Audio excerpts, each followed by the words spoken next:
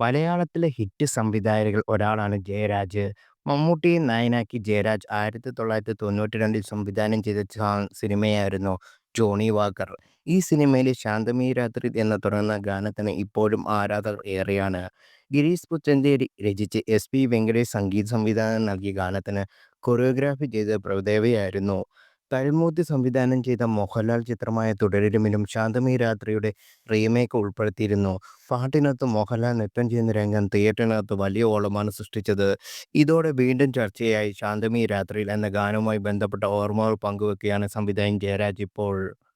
ചെന്നൈയിലെ ധരണി സ്റ്റുഡിയോയിൽ വെച്ചാണ് ജോണി വാക്കർ സിനിമയുടെ പാട്ടുകൾ എഴുതാൻ ഞങ്ങൾ ഇരുന്നത്.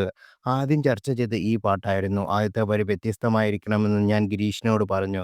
പക്ഷേ എത്ര വിചാരിച്ചിട്ടും ആദ്യത്തെ വാക്ക് കിട്ടില്ല. ഒടുക്കം ഗിരീഷ് എൻ്റെ അടുത്ത് ശാന്തമീ രാത്രിയിൽ വാദ്യഘോഷങ്ങൾ കൊണ്ടുവാ, ഈ ലൈൻ എങ്ങനെയുണ്ടെന്ന് ചോദിച്ചു. അതായിരുന്നു എനിക്ക് വേണ്ടിയിരുന്നത്. ഒറ്റ മണിക്കൂറിൽ പാട്ട് പൂർത്തിയായി. പ്രഭുദേവയായിരുന്നു ആ പാട്ടിന് കൊറിയോഗ്രാഫി ചെയ്തത്. മമ്മൂട്ടി അതിമനോഹരമായി പ്രസന്റ് ചെയ്ത പാട്ടാണിതെന്ന് പലരും പറഞ്ഞു. ആ പാട്ടിന് ഇപ്പോഴും ഓളമുണ്ടെന്ന് പലരും കണ്ടപ്പോൾ മനസ്സിലായി. ആ പാട്ട് വന്നപ്പോഴും മോഹൻലാൽ പാട്ട് ഡാൻസ് ചെയ്തപ്പോഴും തിയേറ്ററിൽ ഗംഭീര കയ്യടിയായിരുന്നെന്ന് ജയരാജ് പറഞ്ഞു.